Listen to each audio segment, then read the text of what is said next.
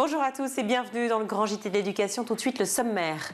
Coup de poing, coup de pied, une AESH a été violemment agressée par l'élève de 16 ans en situation de handicap qu'elle accompagnait. À ces conditions de travail si difficiles s'ajoute le manque de considération et un salaire très bas. Alors pourquoi ces accompagnants sont-ils si peu considérés? Comment y remédier? On en parle dès la première partie de notre émission. Puis on retrouvera Malika Ménard dans Souvenir d'écolier. Cette semaine, son invitée est Jessica Ouara. Elle nous parlera de son rapport à ses parents pendant l'enfance et des métiers qu'elle rêvait d'exercer quand elle était petite. Mais tout de suite, place à l'actualité de l'éducation avec Guillaume Ouattara.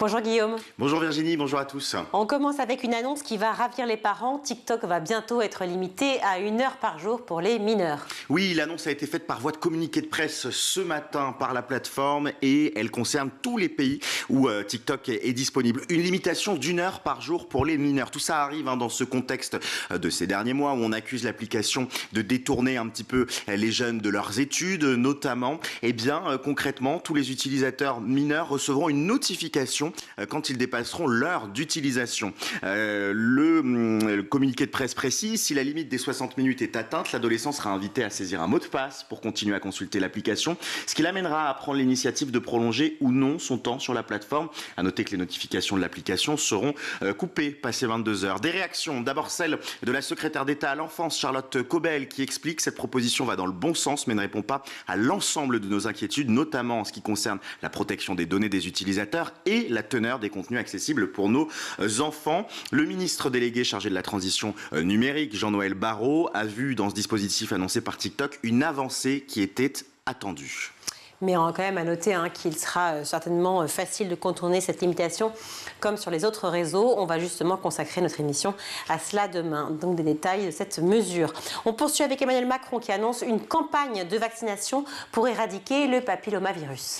Exactement. Emmanuel Macron a annoncé une campagne de vaccination gratuite généralisée qui va être lancée dans les collèges pour lutter contre le papillomavirus et aider à son éradication. Pour rappel, le papillomavirus, c'est un virus qui infecte la peau, les muqueuses génitales chez les humains et ça peut causer des verrues plantaires, des verrues sur les mains, voire des verrues génitales et dans le pire des cas, des lésions précancéreuses à cancéreuses au niveau des organes génitaux. Chaque année, le papillomavirus, il est responsable de 6000 nouveaux cancers, c'est énorme et c'est lors d'une visite dans un collège de Jarnac que le président Emmanuel Macron a annoncé cette généralisation donc à partir de la 5e.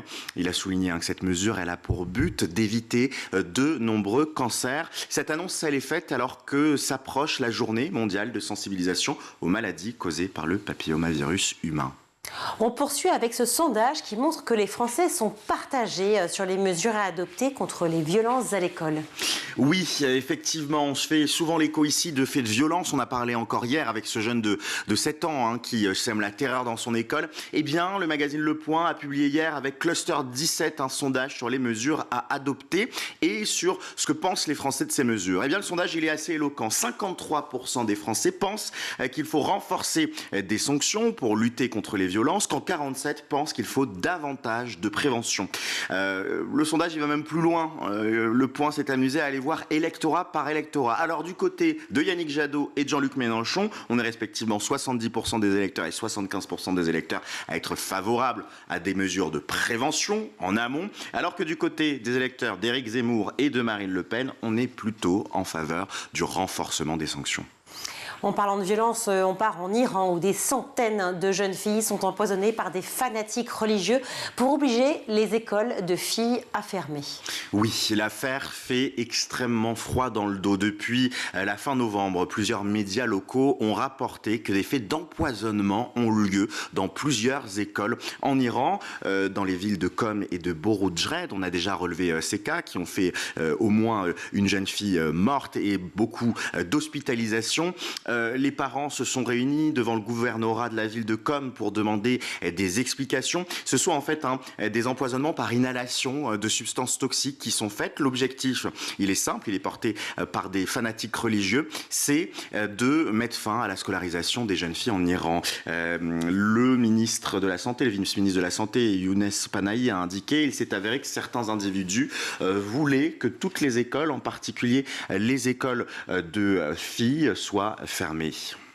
De retour en France, où les fermetures de classes sont en train de faire réagir les parents. Oui, ce sont les mêmes scènes qui se produisent depuis quelques jours un peu partout en France. On a relevé dans la presse locale plusieurs villes, Cherbourg, Blel en Haute-Loire, Évry en Haute-Saône ou encore dans la Creuse et dans des dizaines d'autres villes en France, des blocages par les parents d'élèves pour dénoncer les fermetures de classes qui sont de plus en plus nombreuses. À chaque fois, c'est la même cause qui est avancée par les rectorats et par les autorités locales, une baisse de la démographie, des quotas d'élèves qui ne sont pas atteints dans les classes et donc une nécessité de fermer. Au total, on estime que 1000 postes vont être supprimés dans le premier degré à la rentrée et tout autant potentiellement de classes. Mais dans les colonnes d'alternatives économiques, on remet un petit peu en cause cette logique de fermeture. C'est Karine Laville qui est secrétaire générale FCPE et qui explique pourquoi ne pas justement profiter de la baisse démographique pour améliorer les conditions de travail des enseignants et les conditions d'apprentissage des élèves en faisant des classes plus petites.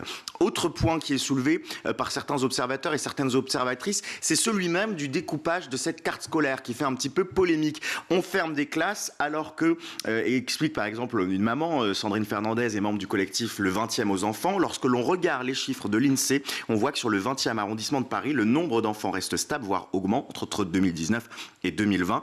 20e arrondissement où l'on compte fermer des classes. Bref, le débat continue à faire rage.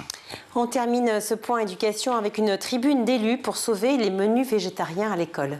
Oui, depuis quelques années, les cantines scolaires peuvent proposer des alternatives végétariennes dans les menus et dans les cantines. Ça se fait de manière très naturelle dans de nombreux établissements. Et bien dans une tribune publiée dans le journal Le Monde datée du samedi 25 février 2023, de nombreux élus ont pris la parole dans cette tribune donc pour dénoncer une mesure, un projet d'arrêté qui prévoit l'inclusion obligatoire d'un minimum de protéines d'origine animale dans les menus des établissements scolaires. Réduire notre consommation de viande, explique-t-on dans cette tribune, permet de réduire les risques de maladies chroniques d'origine nutritionnelle. En bref, ces élus, ils ont peur et ils craignent qu'on ne puisse plus proposer ces alternatives végétariennes qui ont donc l'avantage d'être bonnes pour la santé, mais qui, et ils soulignent ça, au-delà des valeurs nutritionnelles, a un impact social puisqu'il permet à des jeunes qui n'ont pas forcément l'habitude d'être nourris avec des plats à base végétarienne de les découvrir et donc de lutter contre un certain nombre de difficultés sociales. Et puis le deuxième point, c'est l'impact environnemental puisque la loi prévoit que ces menus végétariens soit fait dans des circuits courts et proches des cantines scolaires. Le maire écologiste de Grenoble, Éric Piolle, par exemple, a tweeté, il porte avec force cette mesure, le droit à une alimentation saine, locale et durable devrait être transmis dès le plus jeune âge. Dans cette tribune, nous, élus des territoires, appelons à préserver et à renforcer les menus végétariens dans les cantines scolaires. Éric Piolle qu'on a reçu dans le Grand JT d'éducation ici. Merci beaucoup Guillaume. Vous parliez de violence dans ce JT. Une AESH, une accompagnante d'enfants en situation de handicap, a été violemment agressée hier. On va justement consacrer notre émission à ce qu'est être aujourd'hui AESH en France.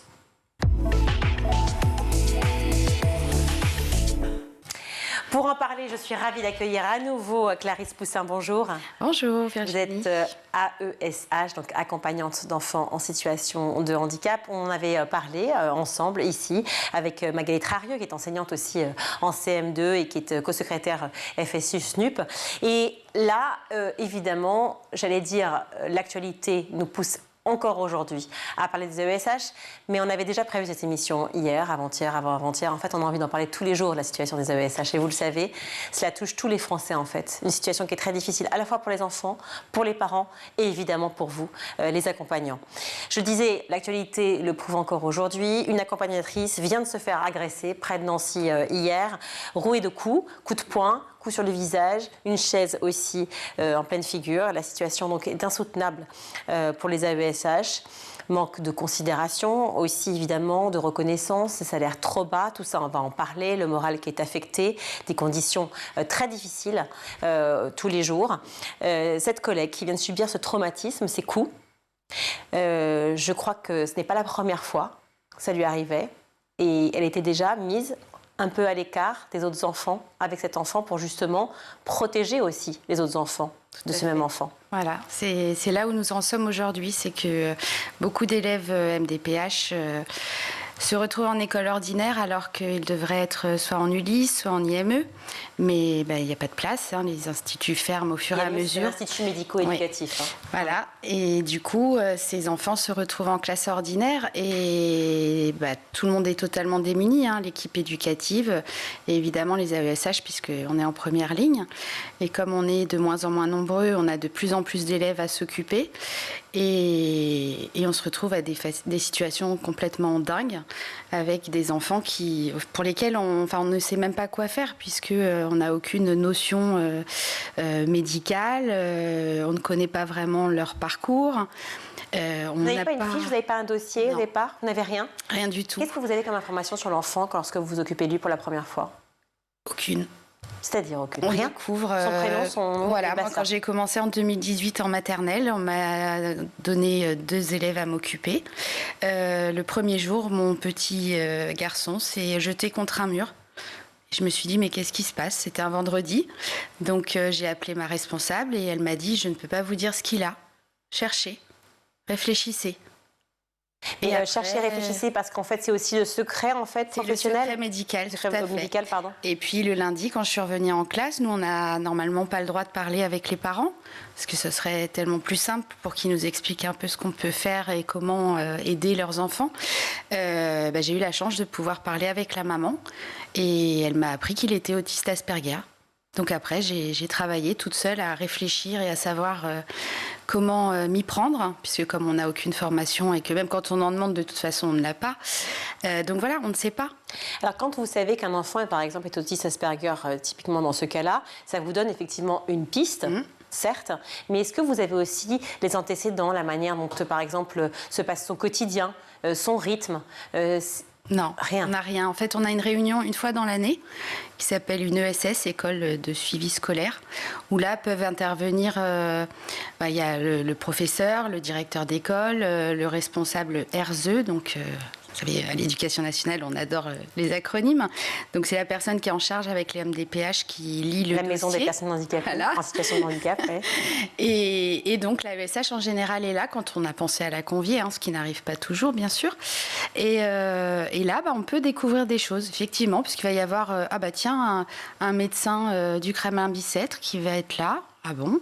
Un orthophoniste, un psychologue. Donc on va faire des petites découvertes, mais qui restent évidemment dans une salle. Et avec ça, nous, on fabrique une adaptation. Et on ne sait pas, de toute façon, tous les jours c'est différent. Moi, cette année, ça fait 2 ans, j'ai un élève épileptique.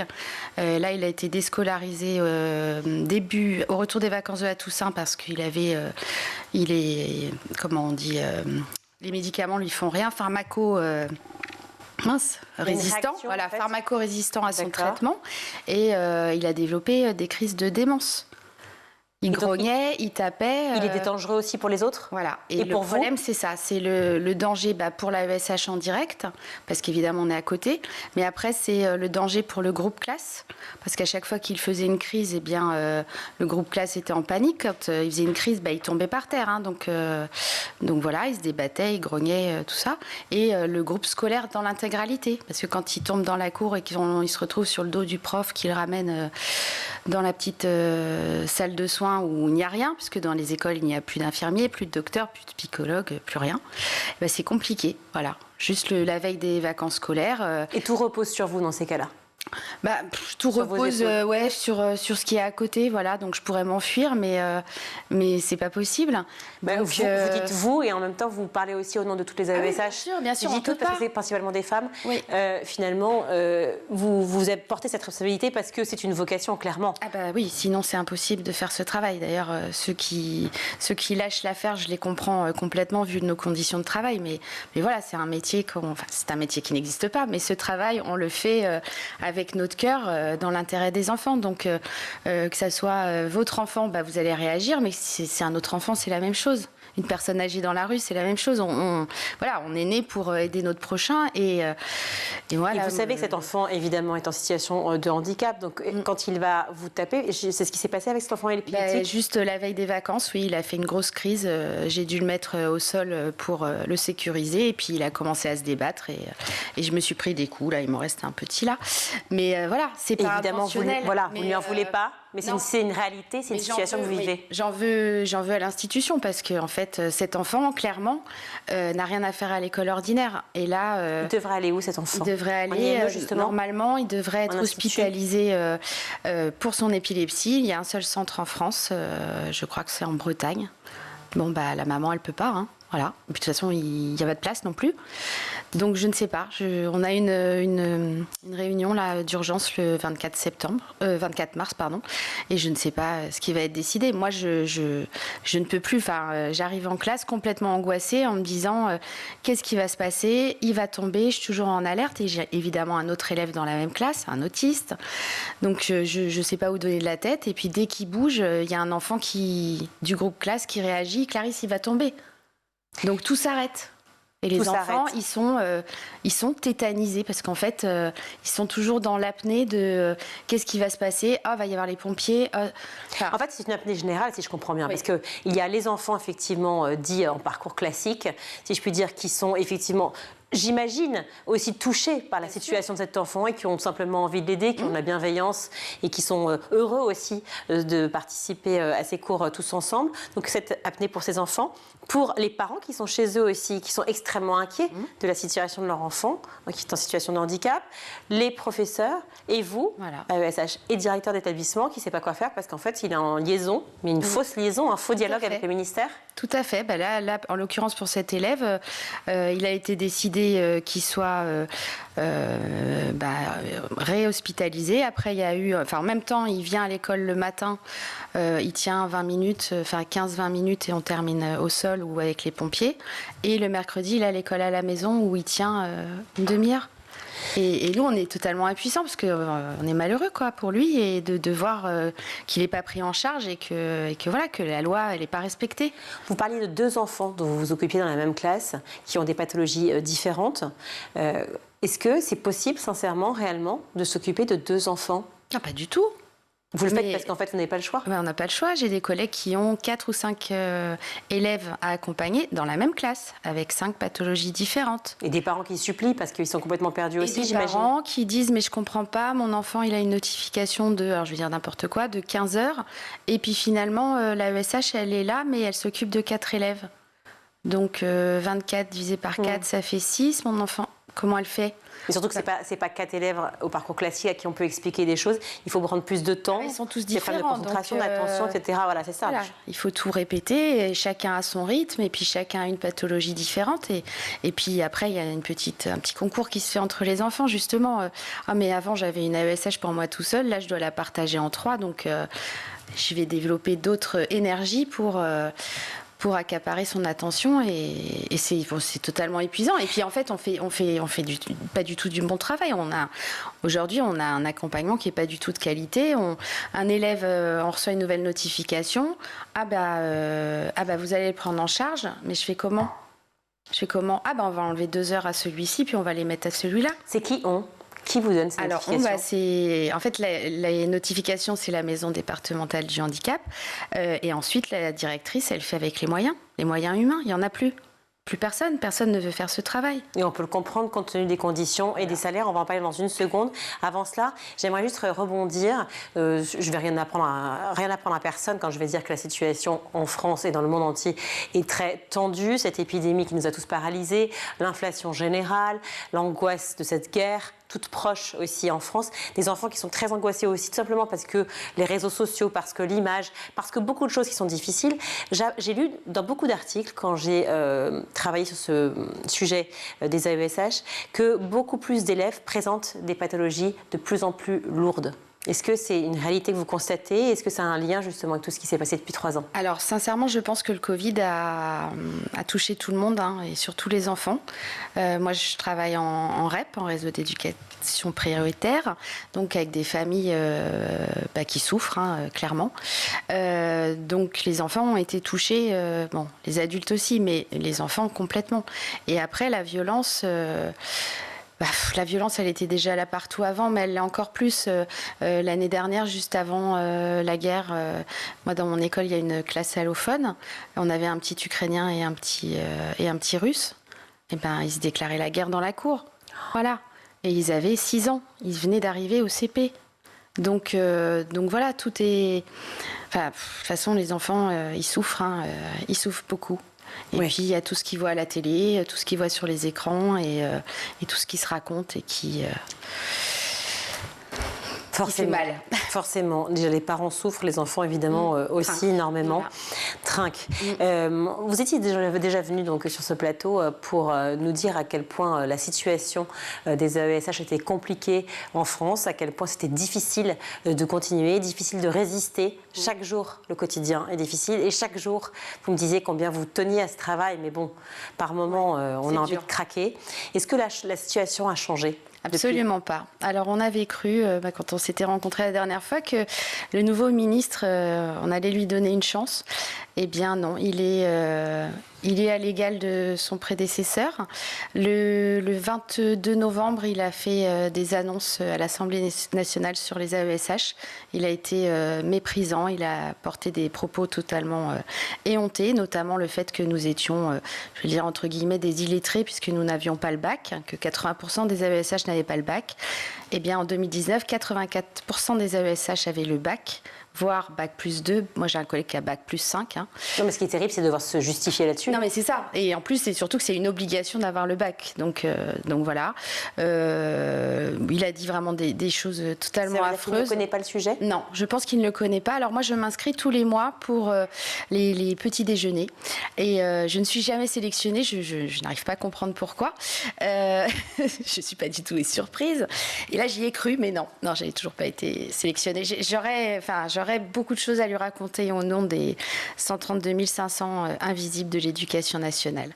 Rien à voir. Les invisibles, oui, les 132 000 invisibles. Oui. Plus choquant, j'allais dire plus choquant ou pas, je ne sais pas, les propos de la députée Renaissance des Hauts-de-Seine, Claire Guichard, pour ceux qui n'ont pas suivi, à propos des AESH qui ont suscité donc la consternation, ces propos, consternation et colère, au cours de l'examen du projet de réforme des retraites à l'Assemblée nationale, qui a lieu en ce moment, ça on ne peut pas y échapper.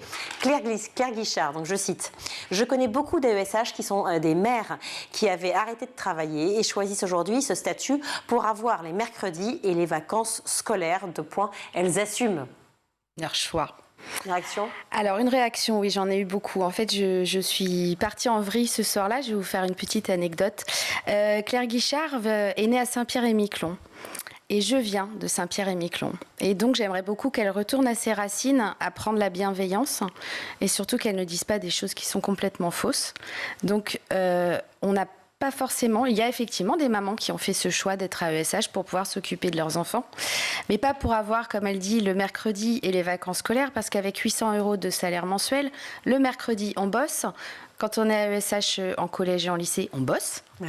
On est et AESH. Les vacances, il n'y en a pas. Et les vacances, de toute façon, on n'en a pas, on ne peut pas se les payer. Et puis, on bosse aussi.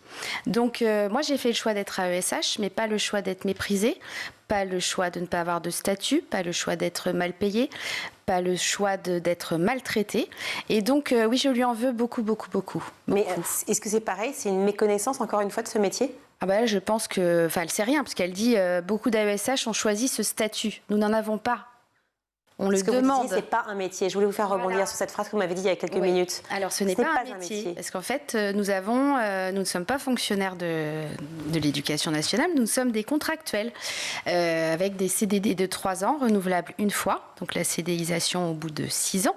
Au bon vouloir, bien sûr. Là, le ministre a dit fin novembre que nous étions CDIsés. Pas du tout, le décret n'est toujours pas là. Il a dit que donc le métier n'existe pas. Nous avons une mission de service public. Nous n'avons pas de statut, nous n'avons pas de formation, nous n'existons pas, nous n'avons pas de reconnaissance. Enfin, nous n'avons rien. juste le droit de tenter de faire notre maximum pour accompagner ces enfants qui ont le droit à l'école de la République et dont les droits sont totalement bafoués. Donc pas de statut. Et là, avec la jolie réforme des retraites, eh bien, les AESH, comme nous sommes à temps partiel imposés à 62% du SMIC, nos retraites seront pareilles sur le temps partiel. Le minimum retraite dont il parle à 2 200 €, on n'y aura pas droit. Et mieux encore, dans la fonction publique, la retraite est calculée sur les 6 derniers mois. Oui. Eh bien, nous, les AESH, ce sera sur nos 25 meilleures années. Voilà, j'ai fait ma simulation. 67 ans, j'aurai 800 €, comme aujourd'hui. Voilà. Et il nous a annoncé aussi que nous allions être augmentés au mois de septembre 2023 de 10%, donc 80 € de plus dans un an. Je pense qu'on peut sortir les bougies, enfin tout ce qu'il faut pour fêter ça. Vous prenez, pardon, mais à chaque fois, j'en ai le cœur serré. Clarisse Poussin, vous prenez la parole aujourd'hui, vous la prenez souvent, vous êtes déjà venue sur ce plateau, je le disais, d'autres AESH comme vous en parlent. Il y a même un hashtag qui a été créé, mais ce hashtag, il fait froid dans le dos, parce que votre parole est libérée, mais ce hashtag, le nom, c'est pas de vague. Pas de vague, donc ça veut dire surtout, chut, on dit rien, on n'en parle pas. Ça en dit long, je cite, sur les profs victimes de l'abandon de la hiérarchie. Tout à fait. Alors les profs sont victimes, mais nous encore plus. Parce que nous, comme on n'existe pas et qu'on a rarement notre mot à dire et qu'on doit s'adapter aux consignes qu'on nous donne, donc des fois on a des professeurs qui sont hyper bienveillants et pour l'école inclusive, d'autres pas du tout. Après, à leur décharge, ils n'ont aucune formation, donc c'est aussi normal. Dans la circulaire de 2019, normalement, on doit avoir 2 heures d'entrevue avec les parents, le professeur, l'AESH, pour se mettre d'accord sur ce qu'on va essayer de faire avec l'élève dans l'année. Ça n'existe pas. Donc oui, on est complètement abandonné et évidemment pas de vague. Voilà. Moi, j'interviens, comme vous dites, souvent et je suis obligée de garder mon calme. Ce sera hashtag pas de vague aussi le 7 mars, vous y serez? Non, bien sûr que j'y serai. Là, lundi, j'étais devant le Sénat, j'ai fait une intervention pour les AESH. Bien sûr, je suis toujours là à chaque fois qu'il y a besoin. Le 15, dans le Val-de-Marne, on a fait une manifestation de la préfecture jusqu'au rectorat avec un collectif de parents hyper investis, qui d'ailleurs aimerait beaucoup que vous les receviez. Avec plaisir. Dernière question, s'il vous plaît, parce que c'est vrai que le temps presse, mais j'aimerais vous faire réagir, Clarisse Poussin, sur un point précis. Plus de 90%, je le disais, des accompagnants des élèves en situation de handicap sont des femmes. L'éducation nationale contraint donc plus de 100 000 femmes. Vous avez dit combien? 132 500, 93% de femmes. Voilà, donc 132 500 hommes et femmes, mais avec 93% de femmes. Donc, sont dans une précarité complètement structurelle, qui n'est pas conjoncturelle. L'éducation nationale, c'est les femmes gagnent en moyenne 16% de moins que les hommes. Une des causes de cette inégalité, c'est la surreprésentation justement des femmes dans les professions les moins rémunérées. Est-ce que c'est une question de sexisme, cette situation? Est-ce que vous pensez que s'il y avait plus d'hommes à ESH, les rémunérations seraient plus importantes? Sincèrement, je ne pense pas. Enfin, les rares hommes qui sont à ESH, moi j'ai la chance d'avoir un collègue homme et j'avoue que je suis ravie parce qu'il y a des moments où c'est bien d'avoir un collègue homme qui a un petit peu plus de force et même de voix. Sincèrement, je pense qu'on serait payé de la même façon. Enfin, je ne crois pas que les professeurs soient payés différemment s'ils sont hommes ou femmes. Je n'en ai aucune idée. D'ailleurs, grande question, je ne sais pas. Mais voilà, je pense que le métier d'AESH, comme je vous l'ai toujours dit, c'est une vocation. J'ai un autre collègue AESH qui est papa d'un élève autiste qui est en institut médico-éducatif. Donc c'est vrai qu'il y a aussi beaucoup d'AESH qui ont des enfants porteurs de handicap et que ça leur permet de pouvoir s'en occuper aussi, éventuellement le mercredi pendant les vacances, Madame Guichard. Voilà, petit tacle, vous l'aurez compris. Oui. Merci beaucoup en tout cas, Clarisse Poussin, d'avoir été avec nous pour encore une fois alerter sur cette situation, faire comprendre. Un dernier petit point, dites-moi. Juste appeler tous les AESH de France, les 132 500 AESH de France à faire la grève le 7 et à venir manifester. C'est là. Et à venir manifester le 8 pour la Journée internationale des droits des femmes, justement. Nous, les femmes, celles-ci.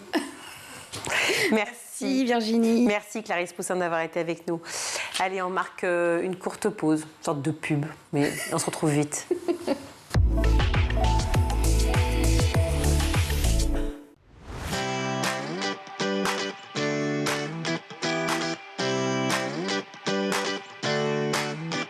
Chaque jour dans La Quotidienne, je reçois un invité pour parler d'éducation sans langue de bois. La Quotidienne, c'est l'émission qui partage avec vous des clés de compréhension et des pistes d'action. Tout cela avec une formidable équipe de chroniqueuses qui vous parlent nutrition, pédagogie, littérature jeunesse.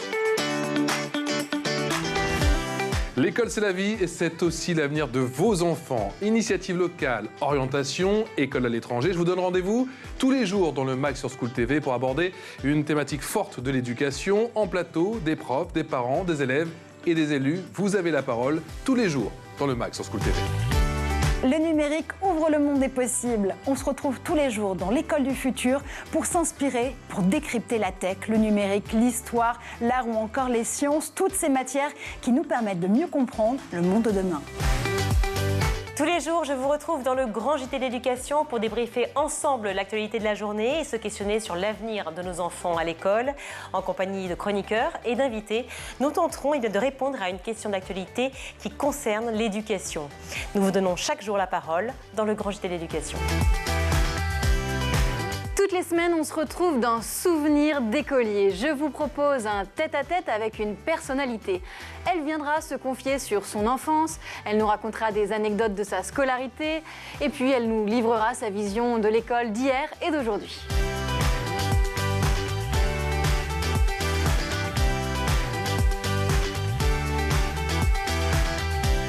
School TV, imaginons ensemble l'école de demain.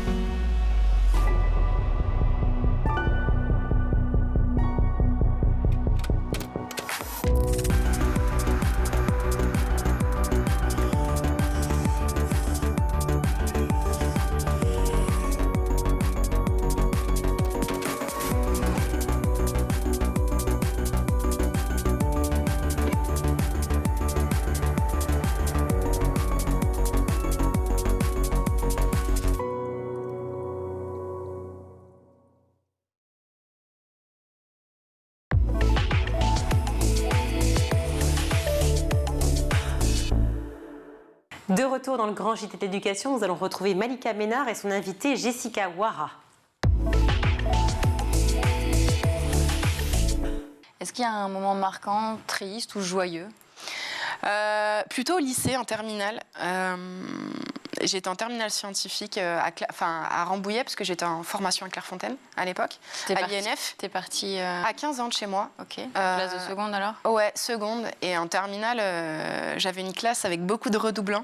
Et je pense que c'est la meilleure année scolaire que j'ai passée de ma vie. Qu'est-ce qu'on a rigolé. Et là, tu continues de toujours... Il y en a quelques-uns avec qui j'ai encore contact, parce que franchement, on a fait des choses comme exceptionnelles. J'ai un ami à moi qui est venu avec son kimono dans la classe à défier le prof de philo à faire un combat de karaté. On était dans les couloirs du lycée, on a ouvert la porte, c'est une autre classe qui est en train de regarder un film dans le noir, et il y a un ami à moi qui est venu avec son sabre en disant « Je suis ton père ». Enfin, c'était bêtises sur bêtises, quoi. Des petites bêtises gentilles. Oui, mignonnes. Mignonnes, marrantes, et en même temps, je me suis éclatée. Et je pense qu'on est 90% de la classe à avoir eu une note bac, quoi. Mais... Et là, tu continues d'avoir des très bonnes notes et d'être exigeante? Je pense, que je suis très exigeante dans... Encore à ce moment-là? Oh, ouais, parce que, en fait, la condition pour que j'aille à Clairefontaine et que je parte de chez moi si tôt, c'était que la scolarité suive. Que le foot, c'était bien, mais qu'il fallait que ma scolarité suive. Donc en fait, pour rendre fiers mes parents et pour respecter le contrat entre eux et moi, il fallait qu'à l'école, ça file droit, quoi.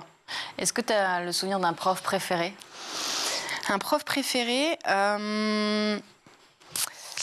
Forcément, beaucoup mes professeurs de PS, je les aimais beaucoup parce que j'aimais beaucoup faire du sport. Mais ce qui m'a plus le marqué, c'est au collège, chez mes professeurs de langue et notamment d'espagnol. Ils m'ont fait vraiment aimer les langues. Et c'est pas donné à tout le monde, il y en a que plutôt c'est l'inverse. Et moi, en fait, mes profs d'anglais, surtout mon prof d'espagnol en 3e, 4e, m'a beaucoup fait aimer les langues, ouais. Et l'espagnol en particulier. Tu parles couramment? Non, l'anglais plus, parce qu'au final, avec le foot, avec les joueuses étrangères avec qui j'ai joué, on parlait essentiellement beaucoup anglais, donc ça m'a permis de pouvoir continuer à le parler. L'espagnol, trop peu de gens hispaniques autour de moi, donc j'ai quelques notions, mais quelques notions. Tu dirais qu'en dehors du sport, c'est l'espagnol qui était la matière préférée? Oh ouais, c'est ça. Et la matière cauchemar? La philo. Oh. Pourquoi? Parce que j'ai eu un prof qui, en fait, au lieu de nous faire aimer la philo, en fait, on passait notre temps, en fait, tout le cours, il écrivait au tableau, mais vraiment, hein, il écrivait au tableau et on recopiait tout le cours. Ah oui, il n'expliquait pas. Il n'y avait rien, mais vraiment, il écrivait au tableau. Et on devait recopier. Horrible. Et du coup, il ne m'a pas fait du tout aimer la philo. Tu as été footballeuse, maintenant tu travailles dans les médias. Est-ce qu'il y a un autre métier que tu aurais rêvé de faire quand tu étais petite? Ouais, alors ça va rejoindre le fait que j'aimais beaucoup l'espagnol. Quand j'étais au collège, je voulais être prof de PS en Espagne. Alors, c'était c'était... Tu avais pris tes 2 matières préférées. Ah ouais, je m'étais dit, je vais les réunir. On était partis en voyage scolaire en Espagne, à Cordoue. J'avais adoré être là-bas. On avait été un petit peu à Séville et tout, j'avais adoré. Et du coup, en fait, ce qui fait que je voulais être prof de PS parce que le sport. Et en Espagne parce que j'ai aimé cette langue, j'ai aimé ce pays. Et donc, du coup, je voulais réunir les deux. Donc, ce rêve, il a duré combien de temps? Jusqu'à, je pense, première terminale, et après je voulais être kinésithérapeute. Ouais, donc toujours un petit peu lié au sport, ouais, et puis au final rien à voir. J'ai eu une licence de prépa physique, entraînement sportif, donc un peu dans le sport. J'ai un diplôme de secrétaire médical.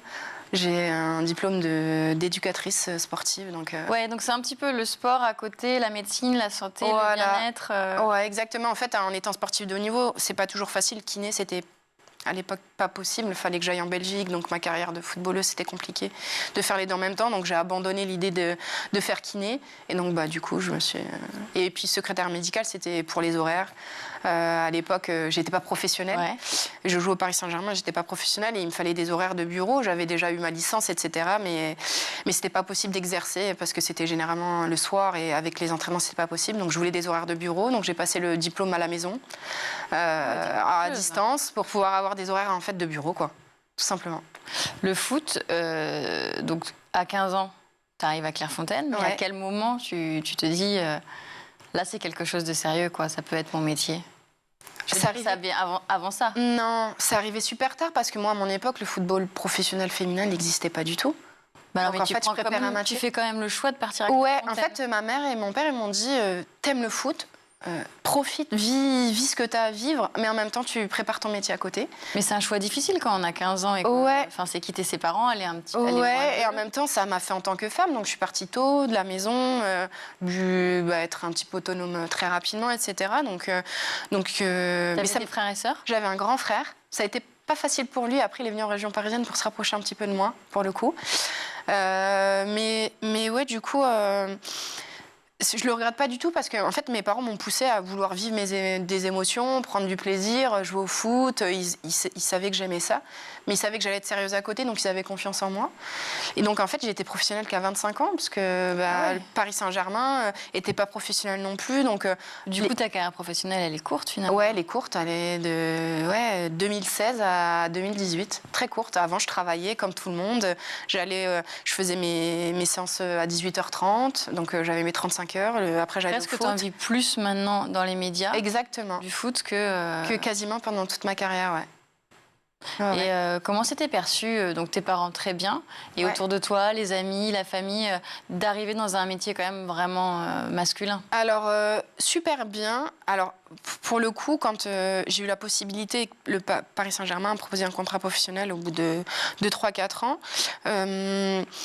j'ai hésité longtemps parce que j'avais un CDI. et que j'avais un métier où j'avais une stabilité. Et c'est ma mère qui m'a dit, mais ma fille, t'es partie à 15 ans de la maison, mais t'as ton diplôme, t'as déjà travaillé, je m'inquiète pas, tu retravailleras après, mais sois professionnelle, profite. Et en fait, mes amis, ma famille, ils ont vu ça avec beaucoup de fierté, beaucoup de plaisir. Ils adoraient venir me voir jouer dans les stades. Et puis j'ai changé beaucoup avec eux.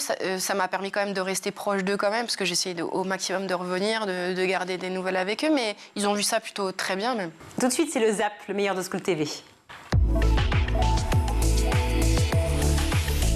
Camille, quand vous avez lancé votre site et votre compte Instagram, vous vous êtes dit quoi? Qu'il fallait encore une fois donner des repères justement à ces lycéennes pour voir plus clair? Totalement. En fait, je l'ai monté en plein début du confinement où en fait les conseillers d'orientation ne pouvaient pas vraiment faire leur travail à ce moment-là et du coup les étudiants étaient de plus en plus sur TikTok, sur Instagram, etc. Moi, j'avais un job à cette époque et je l'ai fait en loisir parce que je le faisais à titre personnel.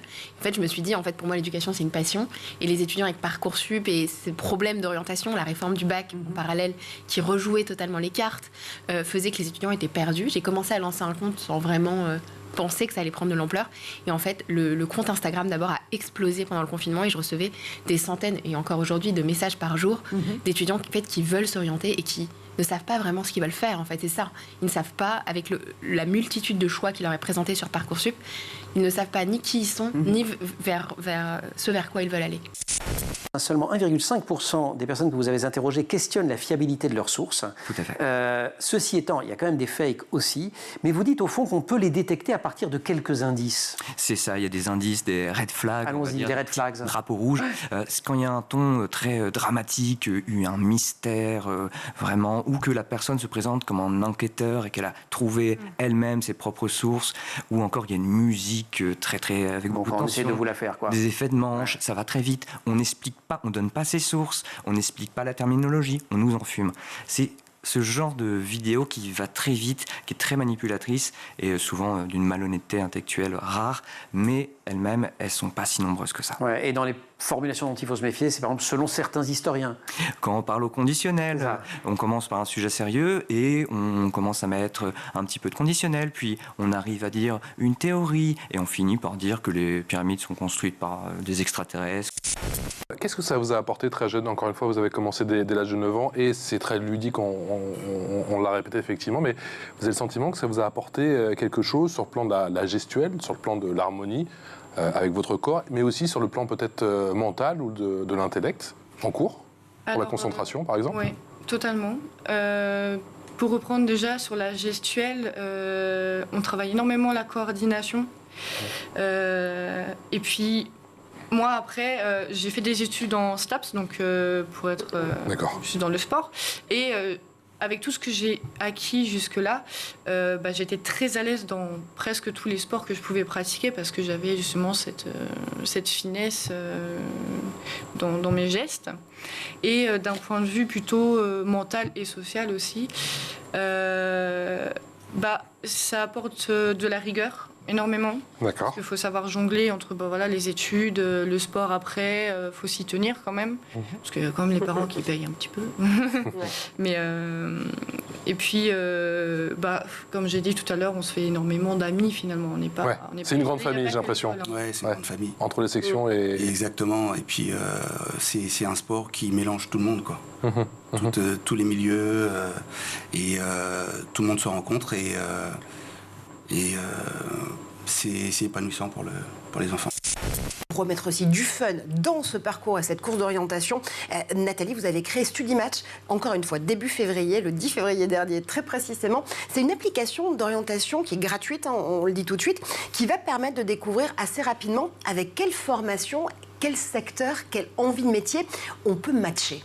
Exactement. En fait, on reprend finalement les codes des applications de rencontres, sauf qu'au lieu de faire matcher 2 personnes, on va faire matcher effectivement un profil avec une ou plusieurs formations qui vont être présentées d'une façon très simple, très visuelle, pour effectivement donner envie et surtout étendre le champ des possibles. Puisqu'effectivement, comme vous l'avez tout à fait souligné en introduction, 21 000 formations aujourd'hui sur Parcoursup, en tout 27 000 à peu près en France, on a une problématique dans l'offre qui paraît immense et qui en fait doit pouvoir être correctement lu et correctement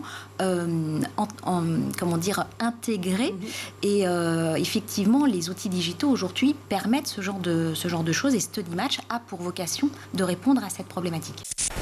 Moi, ce que j'aime dans ce courant culturel de vulgarisation, c'est que c'est une main tendue à tout le monde.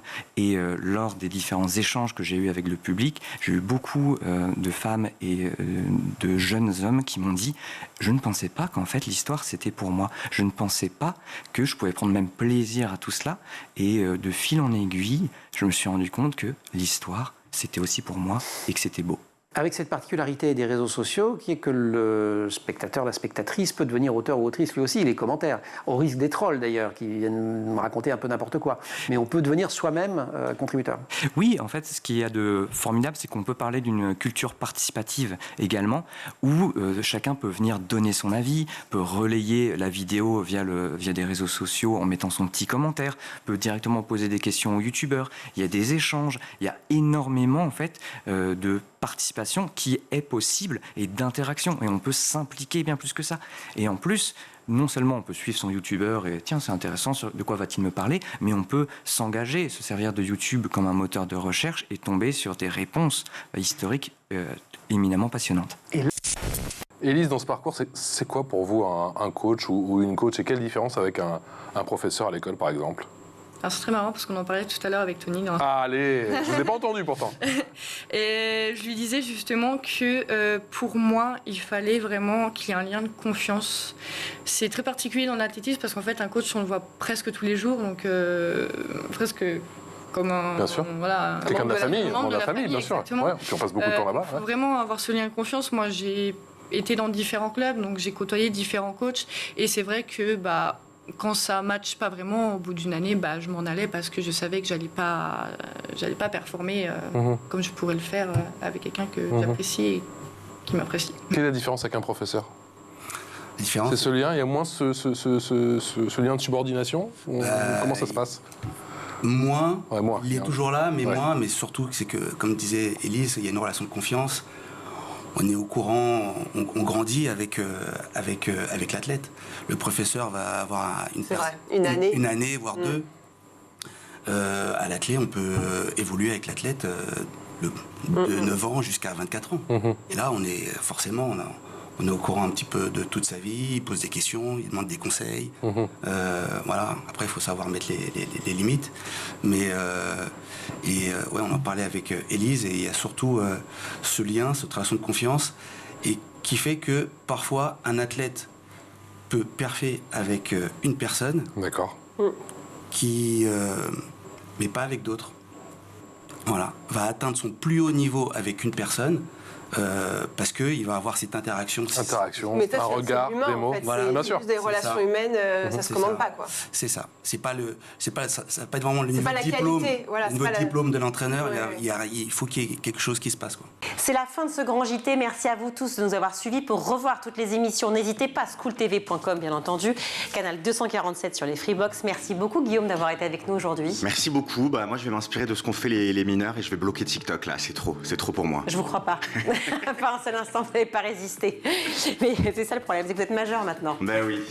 Merci à toute l'équipe. Aujourd'hui, c'était Ulysse Touré à la réalisation, Gauvin Bonizek au son, Colline Hamel pour le maquillage, Emma Guessel et Agathe Delannoy à la rédaction. Très bonne soirée à tous. Ciao.